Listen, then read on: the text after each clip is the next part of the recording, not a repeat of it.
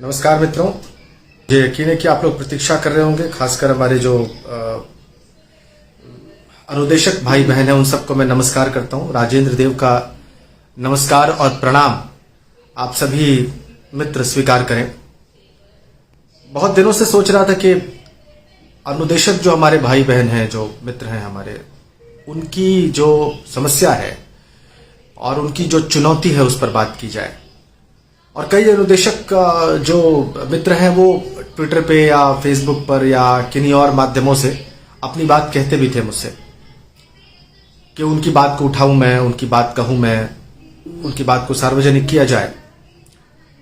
और आज जब मुझे पता चला कि मामला सुप्रीम कोर्ट में है और सुप्रीम कोर्ट में बहुत ही क्रूशियल स्टेज में है ये सारा विषय, तो मुझे लगा कि आज आप लोगों से लाइव आकर बातचीत करनी चाहिए और आप लोगों की जो कहानी है, आप लोगों का जो सारा प्रकरण है, जो पूरा विषय है, वो आप ही में से कुछ लोग अगर सामने रखेंगे मेरे माध्यम से, तो वो ज्यादा प्रभावी तरीके से लोगों तक पहुंचेगा। इसीलिए मैंने आज सुबह बात भी की और आज बात भी हुई मेरी कुछ लोगों से, कुछ मित्रों से। इसी क्रम में विक्रम सिंह जी जो आपके प्रदेश अध्यक्ष हैं, बहुत सारे मित्र जुड़ रहे हैं, मैं सभी का नाम लूंगा अभी। और पीयूष जी हैं, अनिल कौशाधन जी हैं, महेंद्र यादव जी हैं, आशुतोष सिंह जी हैं, टिंकू जायसवाल हैं, अनिल कौशाधन हैं, सुनील सेन हैं, विक्रम सिंह जी, धन्यवाद विक्रम जी, आप भी जुड़ गए हैं, बहुत अच्छा। प्रशांत सक्सेना जी, मैं चाहता हूं कि ज्यादा से ज्यादा लोग जुड़ जाएं और फिर बात को शुरू किया जाए। आपके मानदेय का सवाल है, आपको रेगुलर करने का सवाल है, आपकी सेवाओं को, ये दो प्रश्न हैं जितना मुझे जानकारी मिल पाई। और बाकी आपके और क्या विषय हैं, आपके और क्या प्रश्न हैं, ये आप स्वयं रखेंगे।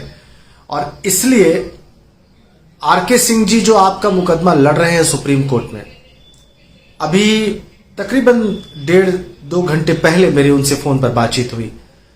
किन्हीं कारणोंवश वो लाइव नहीं जुड़ पाए, लेकिन उन्होंने मुझसे विस्तार से बताया कि आपका प्रकरण कहां खड़ा है सुप्रीम कोर्ट में। फिलहाल माननीय उच्चतम न्यायालय के सामने उसकी पोजीशन क्या है।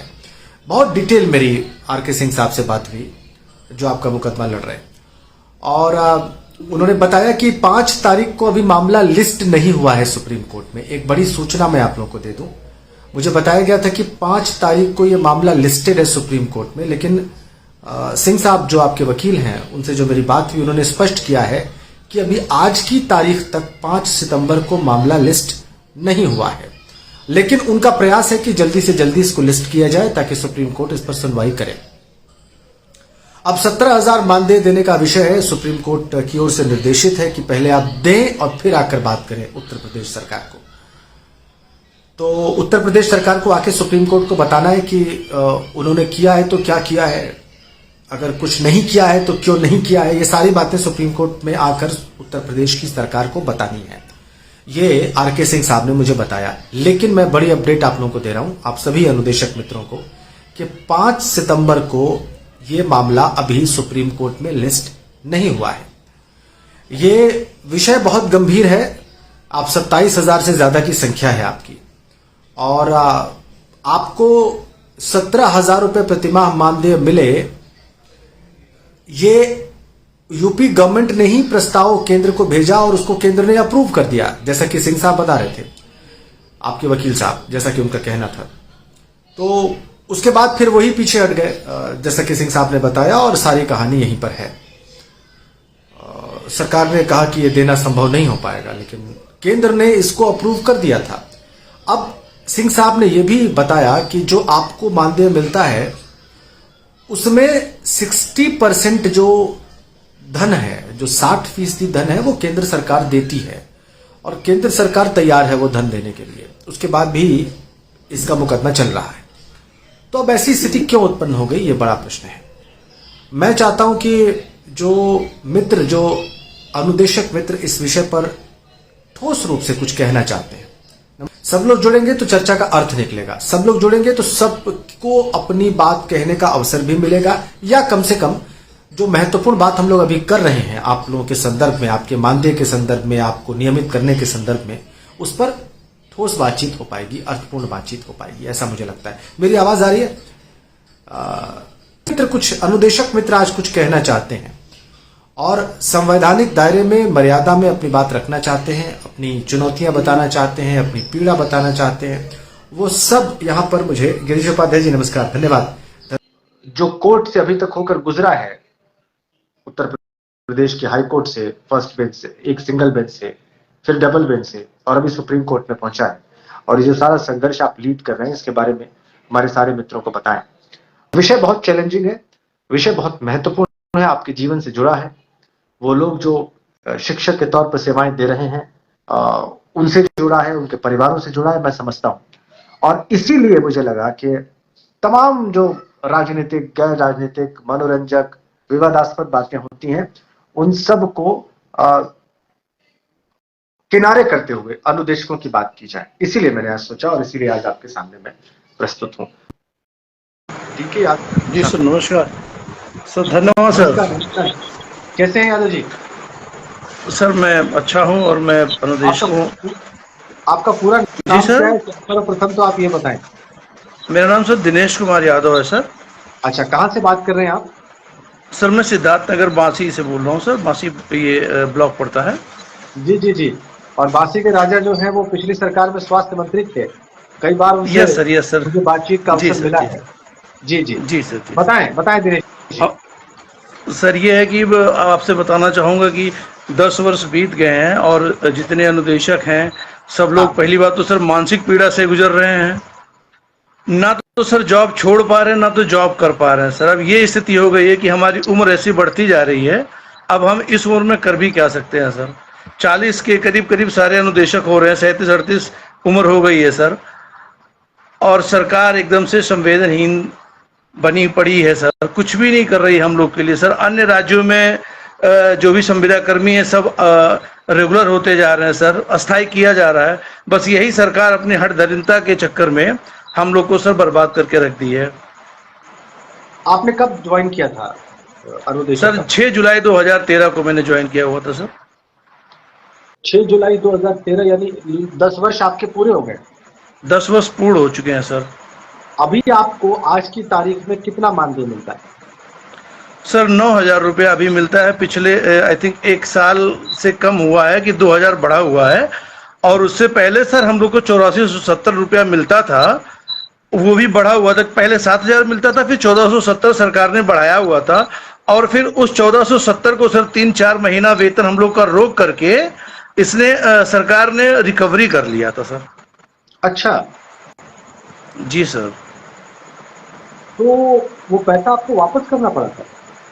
यस सर, हम सभी अनुदेशकों के खाते से सरकार ने 2-3 महीना पहले वेतन रोक लिया।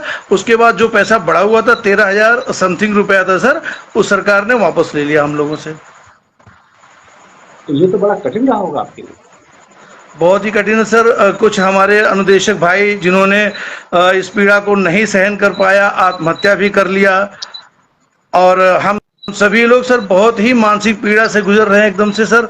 घर से निकलते हैं तो भी शर्म लगती है कि स्कूल जा रहे हैं, स्कूल जा रहे हो तो कितना पा रहे हो। समाज में भी हमारी बहुत ही सर आलोचना होती है, बहुत ही बेइज्जती होती है।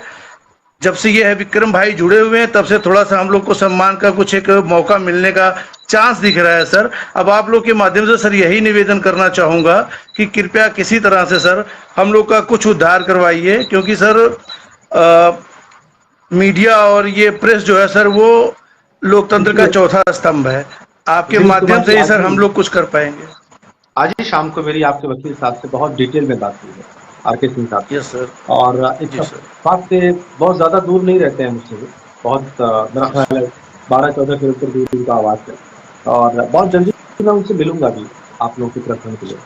उन्होंने आमंत्रित किया है। उन्होंने कहा है कि अगर आपकी बात हो तो आप ज़रूर उनसे कहिएगा कि मैं उनका मुकदमा पूरी शिद्दत से लड़ रहा हूँ और सुप्रीम कोर्ट से उनको जो मानदेय दिलाने की बात है या जो वादा किया गया था वो दिलाने का वो पूरा प्रयत्न कर रहे हैं। और उन्होंने बताया भी कि आपकी पीड़ा बहुत स्वाभाविक है और एक वकील के नाते भी नहीं, एक मानवीय दृष्टिकोण से भी वो कह रहे थे कि बहुत कम मिल रहा है, इसमें गुजारा बहुत बहुत कठिन, ये वो मान रहे थे। तो वो बहुत गंभीर दिखे मुझे बातचीत से, और ये आप सभी मित्रों के लिए बहुत आश्वस्त होने वाली बात है कि वो अपने काम को लेके मुझे सीरियस दिखे। और मैंने उनको कहा भी कि इतनी पीड़ा मैंने देखी है उनकी पोस्ट में, उनके संदेशों में, उनकी बातचीत में, कि मुझे लगा कि मुझे बात करनी चाहिए आपसे और आपको बताना चाहिए कि आप कितना महत्वपूर्ण केस इस वक्त लड़ रहे हैं सुप्रीम कोर्ट।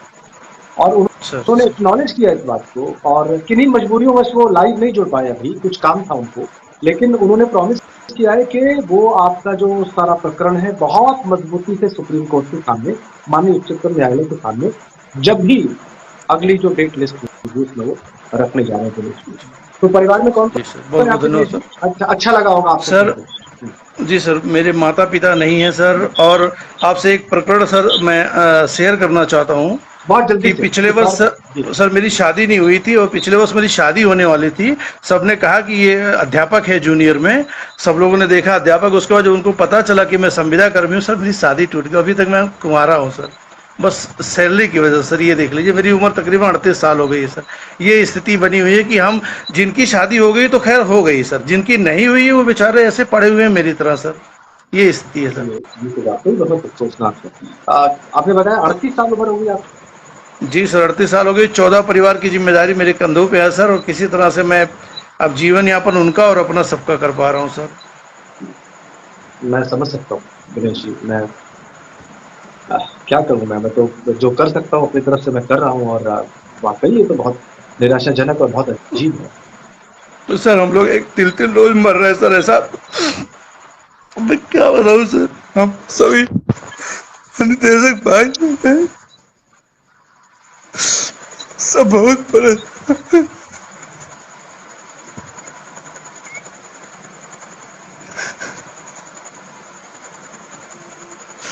सॉरी सर, माफ करिए।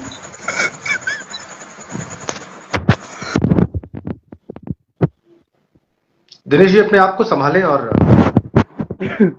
मजबूत रखें अपने आप को। अब अगर संघर्ष में है, युद्ध में है, तो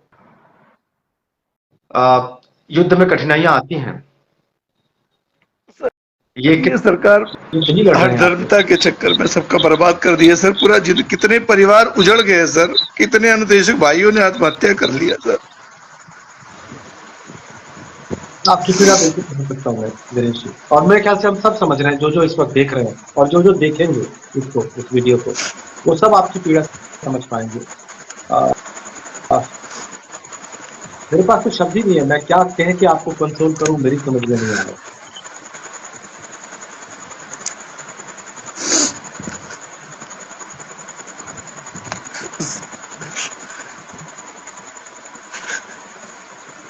सर आपसे निवेदन है सर, जो भी हो पाए सर, हम अनुदेशकों के लिए कुछ करिए सर। निश्चित निश्चित, और ये प्रयास इसी दिशा में है दिनेश। ये बातचीत जी सर, बहुत बहुत धन्यवाद सर। कर रहे हैं। और दिनेश जी की पीड़ा सबने देख ली कि वो कितनी तकलीफ में है, कितनी पीड़ा में है। समझा भी जा सकता है। एक युवक जिसकी इस वजह से विवाह नहीं हुआ, या विवाह होके नहीं, तय होके नहीं हो पाया, तो उसकी मानसिक स्थिति, उसकी पारिवारिक स्थिति, उसकी सामाजिक स्थिति, इसको बहुत आसानी से समझा जा सकता है। और मुझे लगता है कि जो लोग भी डिसीजन मेकर्स हैं, जो लोग भी पॉलिसी बना रहे हैं, उन सबको मानवीय दृष्टिकोण से इसको सोचना चाहिए।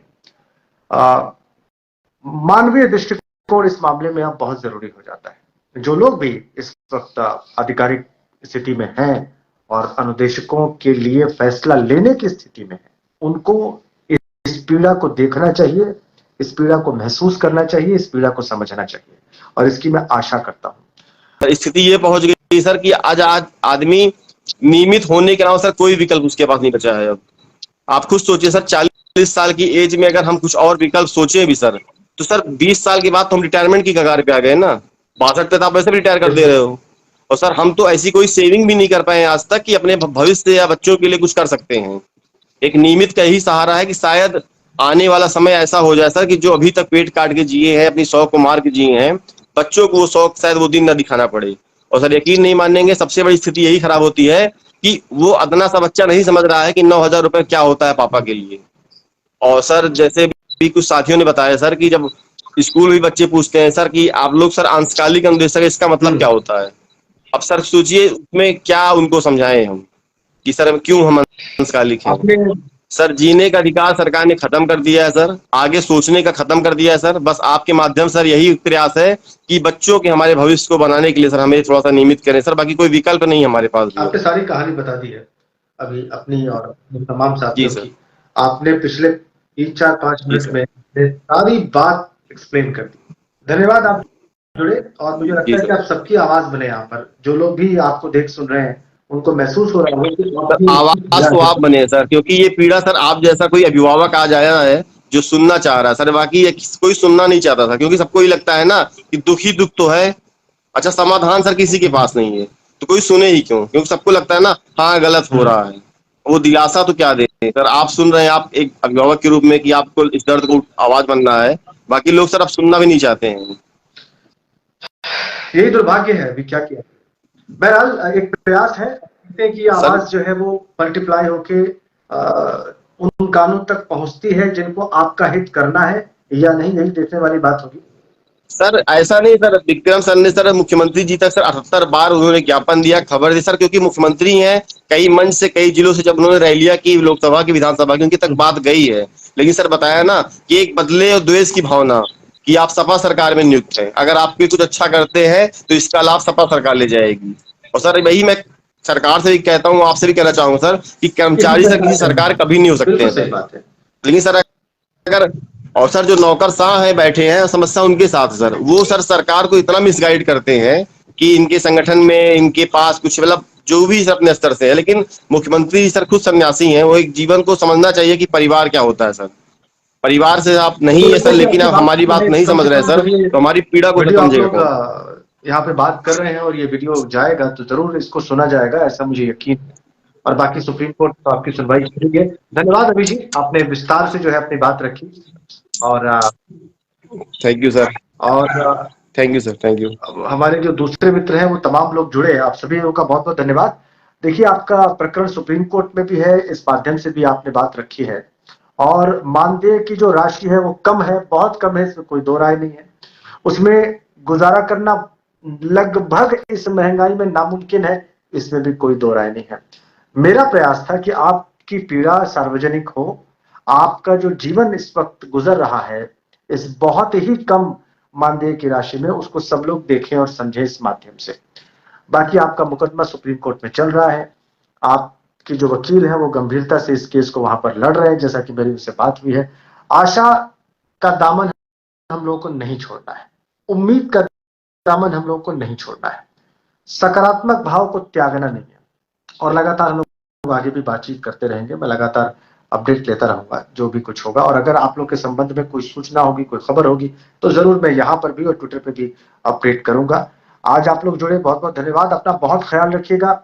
जीवन में नकारात्मक नहीं होना है, ये बिल्कुल गांठ बांध लीजिए। ईश्वर भी उन्हीं के साथ होता है, भाग्य भी उन्हीं के साथ होता है, फॉर्च्यून भी उन्हीं के साथ होता है जो अपना संघर्ष मजबूती से करते रहते हैं। तो संघर्ष हमें करना है और संवैधानिक मर्यादा में आगे बढ़ना है, अपनी बात को रखना है।